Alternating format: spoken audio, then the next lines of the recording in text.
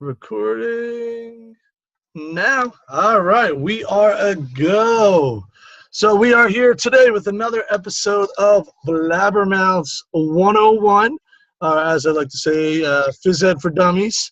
And we are here with Victoria Otto, who is going to take us through setting up a yoga program from step 0 to step 100 or something like that. So before we go any further, Victoria, would you like to introduce yourself and tell us a little bit about what's going on in your world? Hi, my name is Victoria Otto, and I teach at Highland Park High School, which is a northern suburb of Chicago. I've been teaching yoga in the PE curriculum there for 16 years, and right now I'm teaching 5 sections of an elective yoga course that goes for an entire year. So we encompass all the different branches of yoga, from all the different hatha styles through Kundalini. So my background is that I've been doing and practicing yoga for 25, 30 years, and I'm a certified level 2 Kundalini yoga instructor. So that puts over 1,000 hours of practice, in class practice of yoga. That's in addition to all the workshops and other things I've attended. So that's where I'm at right now with where I'm at. I enjoy teaching yoga, and my goal is to help other physical education teachers incorporate yoga into their classroom without having to pay someone from the outside to come in. Please use that money for something else. Beautiful. That's what we love here at Blabbermouths. Free. If it's free, it's for me.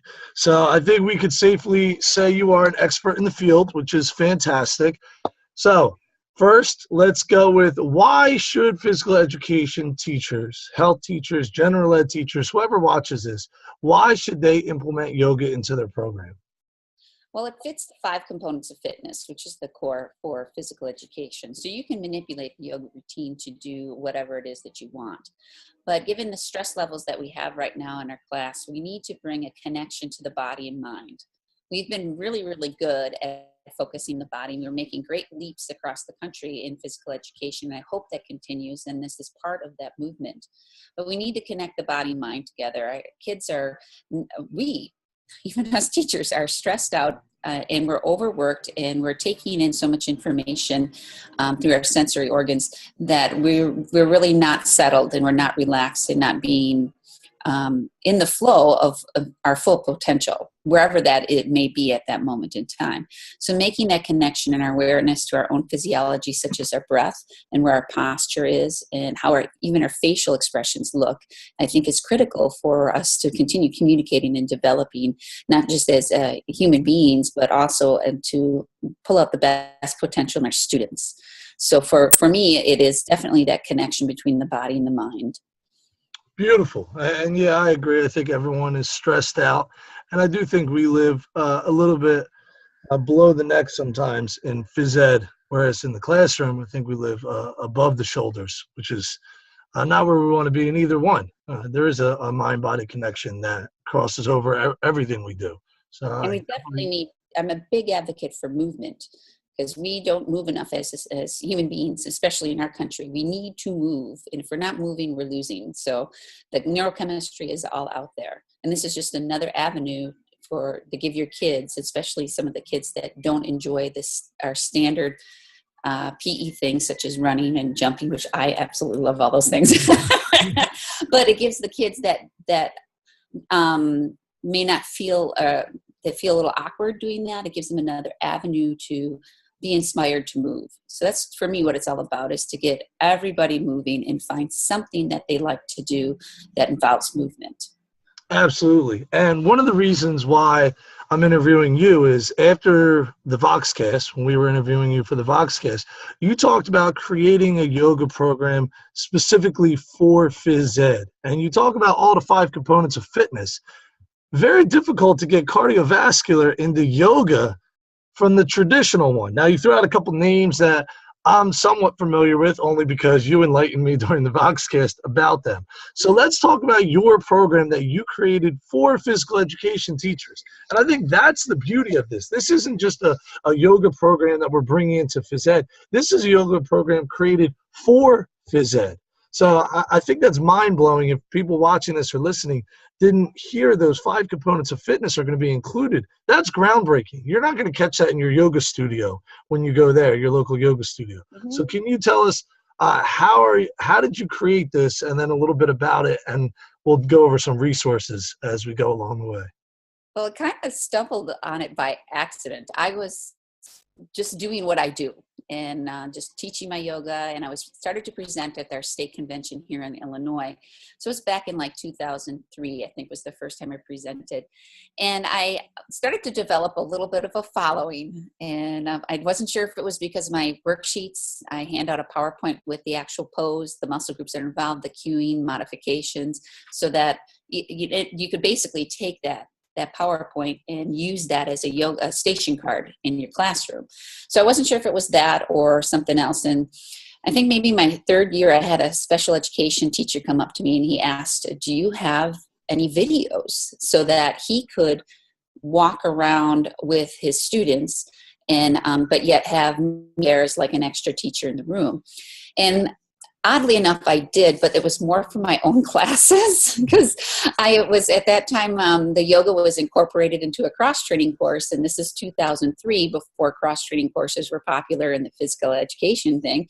So I had literally set a tripod up in my apartment, and bloopers and all, and I just pressed play and did a number of different routines, cardiovascular, muscle strength and endurance, and some yoga routines in front of this video camera. So when I was gone, that's what they would play for the sub. Nice. That works. Nothing wrong with that. It was kind of entertaining because I would even motivate the kids, like, come on, you can do it. And they're like, you always knew the right time to say that. So it was kind of hilarious, but all the bloopers were in there as well. And so I kind of sheepishly said, well, I do have this, but it's like totally raw footage. And he said, can I have it? And I said, sure. So I made him a copy. And then he actually kept encouraging me. So now I have 3 DVDs out that are made specifically for PE classes, because I was struggling as a teacher trying to find, and I had purchased several at that time DVDs, or VHS was in, DVDs were just starting. That's how old this is. And I found that they were, the first 30 minutes would be all sun salutation, which is fine if that's what you want to teach. But, our kids need a little bit more than that. And teaching physical activity is different than teaching physical education. So if I was just doing physical activity, that would be fine. But my students, I want them to know the muscle groups. I want them to know eventually the endocrine glands that are involved, the nerve plexuses, as well as being able to self-assess themselves. And that yoga is not a competition. And just because you're sitting next to, this was a literal situation. I had one of the top 25 in the world rhythmic gymnasts in my classes a few years ago. And of course, she can tie herself in a knot sitting next to the kid who just is like, can't even sit up straight because their psoas and hip muscles are so tight they can't even sit straight up. And how to incorporate not judging yourself or feeling like that's a competition. That's all part of it. So where can we find your DVDs? And I'll put this in the show notes. Where can we get your DVDs at? They're Palo Sports, NASCO, and Toledo Sports. They all have them. There's a volume 1 and a volume 2 for, I would say, upper elementary through high school. And there's 2 parts to that. The first part teaches each individual pose separately. So you can just click on the pose. So if you only wanted to, out of the, let's say there's 15 poses, I can't even remember anymore, and you only wanted to teach 2 that day, you could just click to those 2. And then you could so I would be up there helping you out, and you could be an added person in the room helping the students through. Then the second half is what I call the flow series, and that's part 2, where I take all those same poses and I flow them together and do about a 25-minute flow series. So you can do it a couple different ways. You can, if you have a block schedule, you can teach the whole thing all the way through for the first couple times until the students got the poses. Or if you have shortened periods, you can just do the individual poses or go right to the flow series. All right. So now we know where to go get them. Yeah, and then, there's an elementary DVD too. And that is set up slightly different. And it's off of the Hepodashas, which are kind of like Grimm's fairy tales. So it's a small story that has a moral or a teaching lesson weaved into it. And because there's a tiger in it, I have these places where there's pause on a screen, like a tiger paw, but that's where you can also pause the video and have a teaching moment. And it's also a way to incorporate the students into the series as well. So those are two different three DVDs that I've made specifically for PE. Fantastic. All right. So let's say I'm ready. I bought the DVDs. I know the why behind it. We're ready. What do I need to do to set my class up to start doing yoga? Do I need to do any prep work? Do I need mats? Well, I guess I'm going to need a projector to show the DVD. What's going on with my class? What do I need to do to ensure success? Well, even if you don't want to get the DVDs, I'd like to talk about what to do. Sure. An option. And that is because I teach in the Chicagoland area, almost all my presentations are technology and equipment free. And I try to do that because I know a lot of school systems don't have the money or the space or just don't have that option available.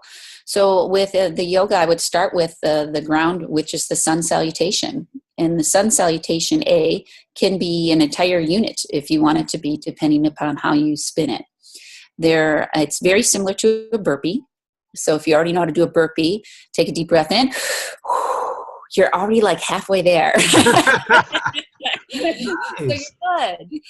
And so have the confidence that you as a physical educator, you know more about how students work together, how to get them in the proper positions, the fit anatomy and phys than having a yoga certification. That's great. If you want to go get one like I did, please go and do it.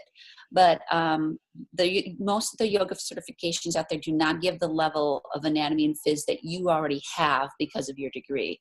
So take a deep breath in and know that. And then on top of that, teaching physical activity is easy.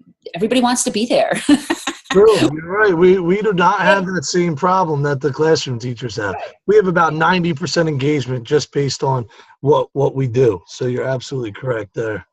So start with the sun salutation, and it's a mountain pose, or you're just standing straight up. And then I'll do the burpee first, just so that everybody understands my idea of a burpee, and then I'll talk through the sun salutation. So, burpee, you start at a stand, you squat or bend forward, hop back into plank position. You have a couple options there in plank if you want to do something. Hop back forward and then stand up. So Okay. so here's a sun salutation. You start in what's mountain pose, which is a standing position. You bend forward into a forward bend. And then you can lift that up into a modified forward bend, which is just lifting the chin and causing the back to go flat. That helps work the hip flexors. Hop back into plank position, lower to the ground, come up into cobra, which is pulling the chest through, or sometimes we call it seal. Mm-hmm. Flip the toes over, go back into a triangle or downward dog, and then hop forward, come back into the forward bend, and then stand up.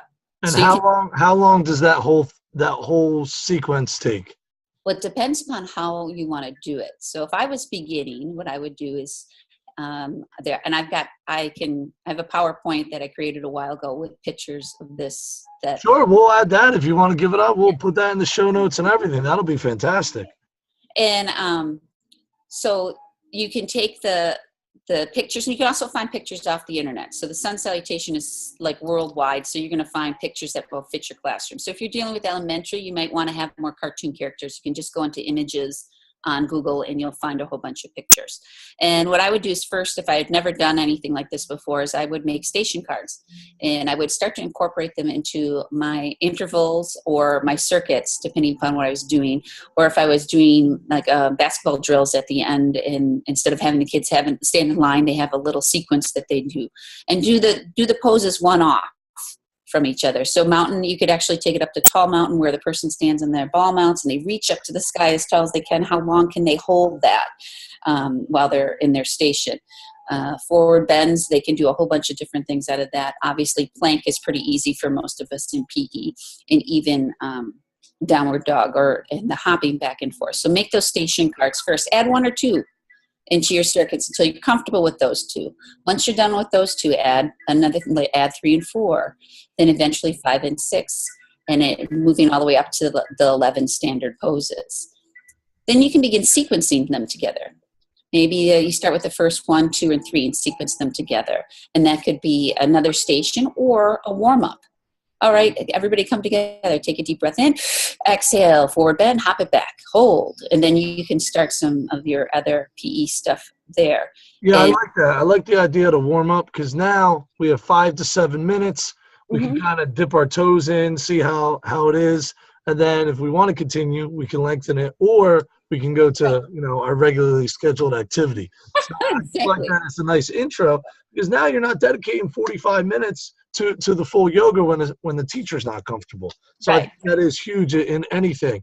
We talk about our warm-up games or the instant activities. This would be really cool. Yeah. And so, and then they can eventually, let's say they get to the point where they feel comfortable teaching it themselves. What I would do when I've started teaching first is start with position cues. So that's just getting the body in the right position. And I'm going to tell you right now, your kids are not going to look like perfect little downward dogs. It is going to be entertaining. You're going to just kind of cock your head and go, how did they get there?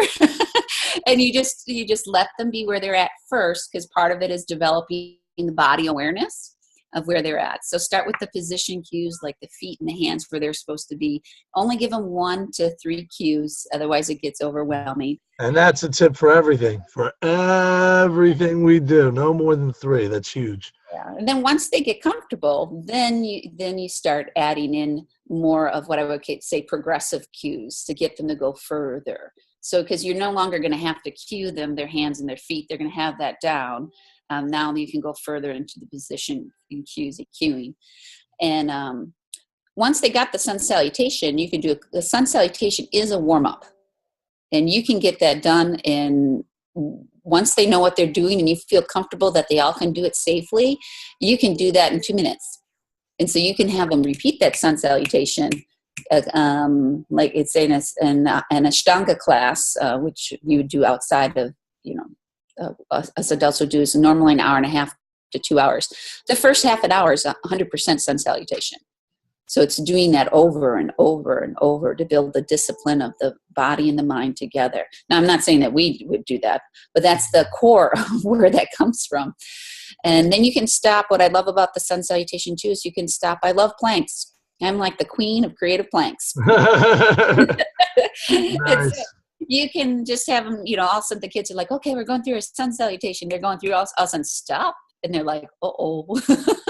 And lifting one leg, simply lifting the leg up a foot off the ground will totally change the plank. And then switching to the other, lifting an arm. And then the other. And so what you're doing is you're starting to scaffold it. So a student that might be still struggling holding the plank can just hold the plank, while the next student who's ready for the next challenge can start to take that challenge on. And you can scaffold it in 101 different directions. Plank is a good one to use as an example, because I think we as PE teachers are all comfortable with plank, and you can get on the internet for all sorts of ideas for plank as well. Yeah, absolutely. And it's funny when you talked about the sun salutation, doing it over and over and over again for a half hour. We're huge fans of Tim Ferriss. A lot of people who listen to podcasting and do podcasting. And he had a quote from Bruce Lee who said, "I'm not scared of the man who does 10,000 kicks once. I'm scared of the man who'll do one kick 10,000 times." And that goes back of just that muscle memory, reinforcing it.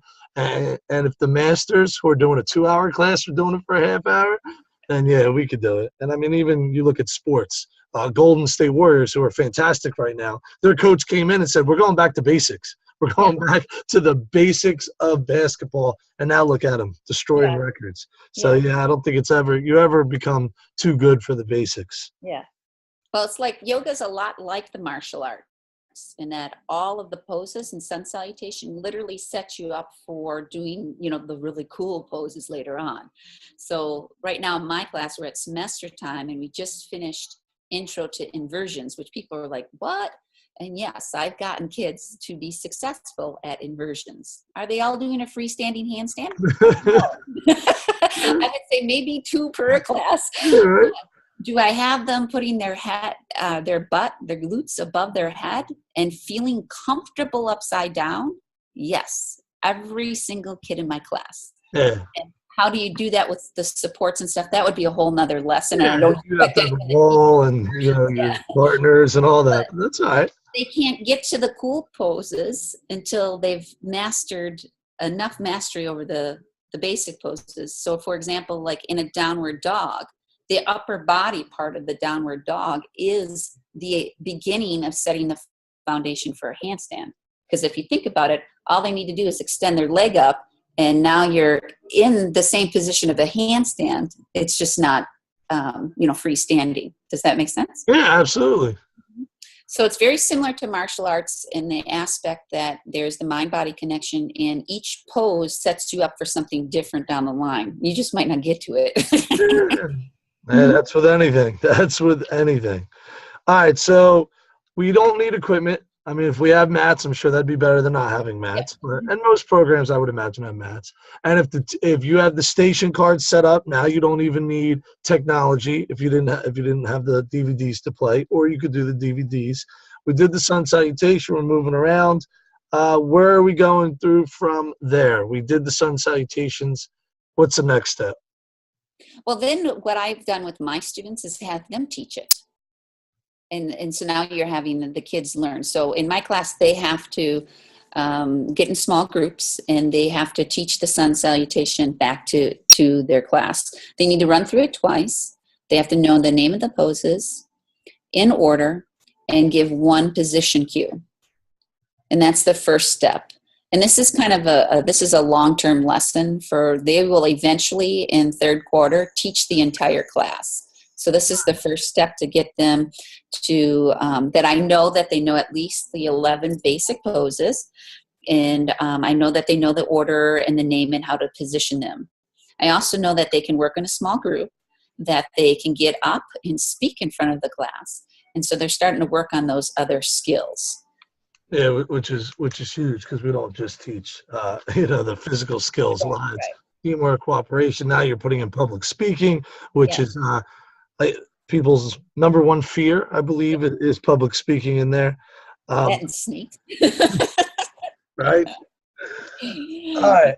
So we are good there. Let's talk now about the 5 components of fitness. Can I add one more thing on there, Sure. in case there's Absolutely. some people? I've gotten a few emails from our podcast, so there's some people out there that are a little further along and still want some guidance. So what I have the students do is do what I call a yoga card. And so each student has to make their own yoga card. And I split the kids up into different groups, such as standing poses, seated poses, twisting, balance. I do take out inversions. Every once in a while, I'll let a class do that based on their level in twists. And so each of the kids chooses a pose from there. That's their pose. They become like the class expert in that pose. And they go and do a yoga card with what muscle groups are involved, what are the modifications, what are the safety concerns, and how to get into posture. And then they have a picture of themselves doing the pose. And then they can choose a picture off the internet because they can either be the standard pose or they can be the modifications. So they choose. And then they can choose a picture off the internet. So then the kids get all in there. I put the group, like the twists, the balances, standing, the seated cards all over around the room, and they go find all the twisties get together and all the standing poses get together, all the seated poses. And from there, they have to go in the room and make another group based on, and make sure they have one twisting, one standing, one seated, one forward bend. I'm forgetting some of the other groups. So they all come together in the group. And that's how they start to create their full yoga routine. And then they can add any transition poses in there. So now everyone knows the sun salutation, that's their foundation. And then they start including the 5 poses. Most of the time the group is about 5 people. So now they have 5 additional poses to incorporate in the sun salutation. And then they can add in transition poses that they know, or any functional fitness. And voila, they're teaching the entire class for the whole period. Which is fantastic for us.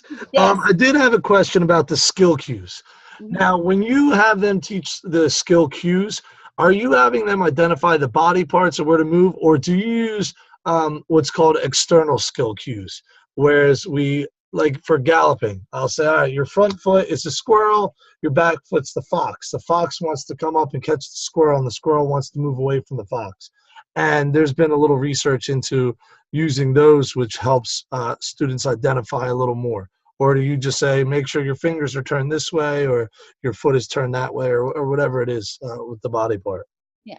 Well, because I teach juniors and seniors too, so we're focusing more on the anatomy and phys. So I stick more to the scientific cueing, and I Nice. do it reinforces them because we do have an anatomy and physiology class at school. So it's kind of Nice. fun. Yeah, it's kind of fun when things cross over because they're like, Exactly. oh my God. Phys ed and science and phys ed and math, they line up so Yes, well they do. together. And we've talked about that. I mean, when you talk about angles, Hmm. angles go across all subjects. So I agree with you there. All right. So now they taught the class. They know about 6 poses at least from there. You may or may not do the inversions. Now, let's say I wanted to focus a little on the components. How did you incorporate that into your yoga? That was mind blowing to me when I thought about that. Because yoga, you think, all right, flexibility, that's an easy one. Cross that off the list. Body composition, you could talk about how your body feels and how things get in your way. That one's easy. But when you talk about the cardio, that was the one where I was like, how are we elevating our heart rate here? What is going on with that? Want to talk a little bit about that? Yeah, well, I have a variety of things that I do, so we'll go with the gamut a little bit here. One, doing sun salutation fast. When you start doing it like this, it's a cardio. You know how you can do burpees fast. You can get the kids' heart rate up. Same concept. Um, Nice. we do have heart monitors in my class, and I use the Polar system, which I absolutely love. So we use it in 2 ways, to do the standard heart rate, getting your fitness zone, but we also see how low can you go. Nice. So, Try to lower your pulse through yoga. yeah. So when so once we get the sun salutations going, and they can see their heart rates up there, and we'll take a 2-second timeout. I always do a deep breath in and exhale, and then it's like, okay, we're going to go the same speed. Now see if you can start to control your breath and lower that heart rate. And how successful are the students at that? Right now, they're kind of in between. By the end of the year, I'm going to have 1 or 2 that have concentrated on it all year to be able to do the sun salutations at a rhythm and keep their heart rate only about 130, while everybody else's is like 150 or higher. Yeah, that's amazing. That's a hard skill. I did that in college. We had to lower our heart rate, and it's difficult. And it's like, and some of my cross country runners tend to be the most successful because they're already basically practicing exercising really hard and maintaining that heart rate with their pace. Yeah, So it that tends makes to sense. be those athletes that are already, they're kind of like, I don't want to say double dipping, but they're practicing elsewhere. One of the things that I came up with for fun is I call it a mindful movement. And I actually did it at nationals in Minneapolis for the first time because Crystal and Pam Powers actually encouraged me. They're like, you need to do this publicly. I put in a proposal several times, but I don't think people get what it is until they do it. And then they're like, oh my God, this is so cool. So for example, Crystal and we did it again at Texas, and we in our Have a Ball, which we will be presenting again at Shape. We take a song that has a message and a positive message. So in this case, for the Have a Ball sequence, we chose One Day by Matsu Yahu. And I encourage you to print out the lyrics so you know what this is saying. Yeah, And yeah. this becomes an assignment for my kids. This is fourth quarter.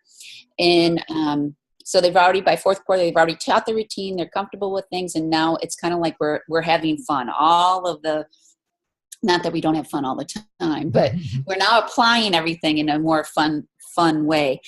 And if you look at a song, the chorus is always the same. And then the general lyrics, though they might be, you can kind of see where things repeat. So Hmm. figure out how many sequences repeat. Usually it's 3 or 4 that repeat. And you create movement to those sequences. So and I use yoga movements and functional fitness to that. So it's not dance, but you get people kind of dancing, which is Yeah, which is funny because when you talked about the refrain, yeah, the chorus, yeah, that's what TDFU is, teaching dance for understanding, and that's when what is it, Michelle Ellis, when I was out at the New Jersey Apron, she taught the same thing, that yeah, you had individual moves for the other parts, and then everyone came together for the chorus, which yeah. is pretty cool. Yeah, and that also helps. So and it's not perfect. I'm not perfect. It doesn't go perfectly each time, but like there's like one part in the song where it's like we do a stand up, sit down, and then it's like no more wars, and then we in this case we used a square, which is another thing I'll talk about a little bit, one of my favorite pieces of PE equipment.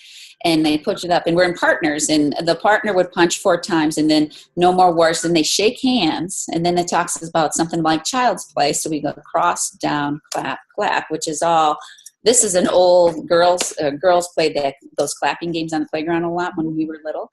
Yeah. And so, but it's also crossing the body. I So was you just thinking, crossing the midline, Mike Kazala would be very happy with us. And from there, you actually drop down into a burpee, and you do crisscrosses. And one day, I don't know if you know the song "Crisscrossing," then one day, and at the end, the surprise is, which I don't really want to give away, but Oh, no, you don't have to give it away. We can wait. They'll have to come see you now. I like that. Now you have to go see Victoria if you want to find out what is the surprise at the end. Yeah. And if you're at Shape in Boston this year, I have a 2-hour social justice thing that I can definitely carve out some time in the middle of it if you want to do something. If you're Oh, there, for sure. we Yeah. definitely would take a break and do a little yoga in there. That'd be fantastic. Yeah. And we used to call them stretch breaks. So that doing it to songs that are that the kids like, I have probably about 10 of them right now that I've created, and we'll be doing our routine to music, and all of a sudden that song will come on, and at first the kids don't know what's going on, like follow along, and off we go with this little cardio input of a particular song. And eventually, like starting in third quarter, they start to put together, when they hear the song, what's going to happen next. Yeah, they're no dummies. And so it's kind of fun. And fourth quarter, that ends up being their assignment. So now they've seen me do this all year. They're comfortable with it. They're also got now a huge amount of yoga underneath them, in addition to all the other poses that we do that aren't assignments. They're just done in the general routine. If you ever, 2 things that I know, tricks to engage, especially the males in the classroom, because they can be like, whatever. I'm going to do this girly thing, is to work on the hamstrings and do standing balance poses with them. That it seems to get everybody synced in right away, especially the guys, because they find that a little, it's harder than it looks. And then all of a sudden they can't do it. And it's like, wait a minute. And hanging on those hamstrings and really doing some hamstring work. The next day they usually come in and like, Miss Otto, what'd you do to me? You tricked me. Right. And but so we have those cardio, what I call mindful movements or cardio songs. My favorite piece of equipment that has come out is called the Square, and it's 16 by 16. And on one side, in fact, I'll show you. Can I show you? Yes, show us. So for those of you listening on the podcast, I will put a link to it, and those of you watching on YouTube, you will get to see this fantastic piece of equipment. This is a square. All right. So for those on the podcast, looks like a carpet square. It's got 2 feet where you can put your feet. It also has 2 handprints where you can put your handprints. And it has some circles in the corners, 4 circles, and with 3 lines across each circle in the corner. So and very cool. What happens with those corners? If you got more than one, you can line up the corners to form an arrow.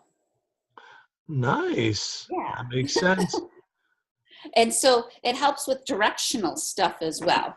So the other thing is it's kind of like a neoprene. I don't know if you can see it in there. Yeah, it's thick. About what is that? 1 inch thick, 2 inches, something like that.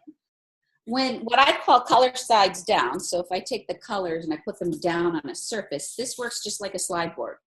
And I mean, I literally on a wood wood surface. I could take my finger and move this easily across the room. Nice, like ice skating. Yeah. If I flip it over with color side up, it sticks. And because it gives a little bit, it's an extra challenge for my balance poses and stuff. And so it's like, and then you can stack them on top of each other. And you can just, they can become plyo boxes, which is totally cool. Yes. Stack them as high as you want. So this is my favorite piece of equipment because my kids are barefoot. And so to have something hard on the floor and have someone misstep, or if one of my special ed kids is in the class, you never know what can happen with that. They're safe. They can step on this and they're safe with it. And so this has become my favorite piece of equipment. You put these face down, color side down, you start doing mountain climbers, pushing them around the room, the heart rate's going to be up.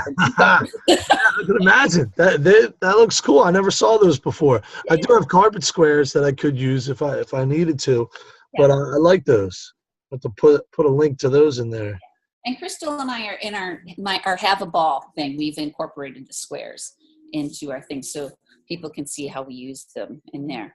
But so I use these a lot for a variety of different things. I use them in the mindful movements. I use them as one-offs. One of my favorite fun, what I call flashback Fridays, is I've taken 6 twister boards and industrial Velcro tape, and I've lined up, folded them under and lined them up. So I have one huge twister board, and then we've got the spinner. And on the outside rim, I have Bosus and then the squares. So if anything other than a hand or a foot touches the ground, they get to do a lap bouncing on the Bosus around, which they love. Yeah, of course. Who doesn't? Who doesn't want to bounce around on a jumpy ball? Sometimes I have to be like, can I get back in the game? And then they get to do a lap around with mountain climbers on the squares, and you can change the activities up. I have a very small classroom, so mountain climbers work really, really well to get the heart rates up fast. We also do, for cardio, we do power walking, or in yoga, you can also change it into what's called breath walk, where you coordinate the breath with the actual swinging of the arms and the legs. So the opposition of the muscle of movement, you also incorporate a breath in there. So it becomes meditative. We live about 4 blocks, listen to me, we live at school. Yeah, we do. Yes, we do. My school's about 4 blocks from the lake, and to get Lake Michigan, and to get down there, it's a nice drop off. So you have to walk down a pretty substantial hill. And so we can walk, one of our routes is we walk down through the park and down across the beach. That's fantastic. Yeah. So it's pretty intense. And then as you come up out of the ravine, there's a nice hill there. And if we don't want to do any sand walking, you can just walk down straight to the ravine, and you walk down a hill and actually up the other side. And there's this beautiful V that you can work intervals on with that.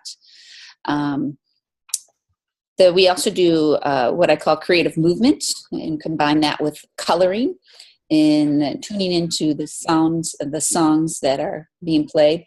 During that unit, during those sessions, I try to choose world or global songs so that the kids don't necessarily know the words to them. And it also exposes them to different cultures. Yeah, absolutely. Yeah, and so I want them to listen to the music. Sometimes we do this with their eyes closed at first. Sometimes we do it sitting, and then they work to a stand. And they move to the music. So I do the music almost in an interval where I have maybe 2 or 3 songs that are pretty high paced, and then followed by a song that's more slow. And then at that point in time, they become in color. And this is done all silently. So during the cardio part, they can be as loud and noisy as they want. But then when they go to the silent part, then they are inward. They're focusing in on themselves, and they take colors and create whatever they want on the coloring, and we go back and forth. Are you talking about like crayons and paper? Yep, crayons and paper. And it's funny because that's making a comeback. There's adult coloring books. You go to Barnes & Noble and you can buy adult coloring books, which are intricate patterns, looking like Vera Bradley got drunk and came up with a coloring book. It's interesting out there. People are loving that, which is fantastic. And again, touching across multiple mediums, which is huge. And again, the power of phys ed. Why I think we're the only subject that could teach the whole Yeah, child. that's There's what's so nothing. cool. There's nothing out there like us. Right. And it amazes me that they're looking to cut it, and we don't have the respect we do. And where education should be based off of, not the other way Yeah. around. Oh, But that's my the that's my full, I'm part of a new committee at my school called the Resilience Committee, and asking, I was also asked by one of my master yogis on Hawaii. He was actually going in to speak with the Board of Education in Hawaii, and so he asked me, he's like, how, if you could design a school any way you could, how would you design it? And I said, first, and he is a chiropractor and has a couple degrees in the medical field. And I said, well, and I looked at him, I said, well, we have to start with the body and the mind. How does it work? How does it work most efficiently? And so that we are taking it at its best and adding on to that. So we would have to shift the school day. We'd have to include more sleep. And I think we need to decrease the amount of homework and make sure that there is more unstructured play throughout the day. yeah, and I'm a huge fan of limiting homework. Absolutely on board with that. The unstructured play, absolutely, as long as it's not in our phys ed classes. Right. And that's a whole nother discussion I was just having on Yeah. Twitter yesterday Yeah. about where is appropriate. And there's a Yeah. school in Texas for kindergarten. They're giving their kids 4 15-minute recesses a day, which is awesome. I mean, that, and hopefully the data comes out that will support those practices. Yeah. Yeah. All right, so we have went over a boatload of information. We will get the links out to everything in there. Trying to think if there are any last questions I had for you before I let you get the floor for a message or any follow-ups you had. There's something rattling around in my brain, but I'll have to come back to it later. Do you have any last thoughts or last tips that you would like to give people out there? Just trust yourself, trust the knowledge that you already have, and start slow. With any activity, often what we do when we begin, we want to put too much in. Pull back and just do a few things at once that you feel comfortable with, and just build from there. And your kids, they're going to have a great time. If you need some help, just go. Yeah, I mean, absolutely. First, the fact that you are a resource to us out there is huge. We definitely appreciate that. I mean, everything that I'm looking at in education, in general education, because I don't just stick to phys ed when I'm out there in the world, looking at what's going on, your unit incorporates. We have, the 4 C's with communication, collaboration, cooperation, all those wonderful things. We have the freedom. You have student voice, student choice. You have them teaching. You have public speaking. You have things from around the world involved. You have the brain-body connection. I mean, you cross-curricular when you talk about bringing in science and math. It sounds fantastic. The last thing actually that came up when I was saying that, do you have some kind of scope and sequence or unit or curriculum, some yoga curriculum that you have created yet? And if not, is that in the works? That's in the works. I've been giving out a toolkit every once in a while here and there, and I'm recreating that because of the podcast. I got so many people. Thank you very much, because part of my mission is it's in yoga, you do what's called a seva, which is a selfless service. And my selfless service is helping PE teachers get this information and empowering them to be able to do it. So you and Jorge have been a great vehicle in helping my seva move further. Nice. And again, our phys ed community, I've said it a billion times, they are fantastic. We share so much content out there. I mean, if I was graduating from college, I would be ecstatic right now that I could enter and be almost a master teacher right out of college with the amount of resources. Now you have to learn a little bit of skill through teaching, but the amount of resources that are there for free is through the roof. Yeah. So, we definitely appreciate you, and we thank you for your time, and I'm sure there will be a VoxCast part 2, because Jorge and I got done. We're like, there were so many questions we wanted to get to, we didn't even go. So I appreciate your time, and Thank you, I Jesse. hope the community out there uses your resources. So thank you very much. Yep, thank you.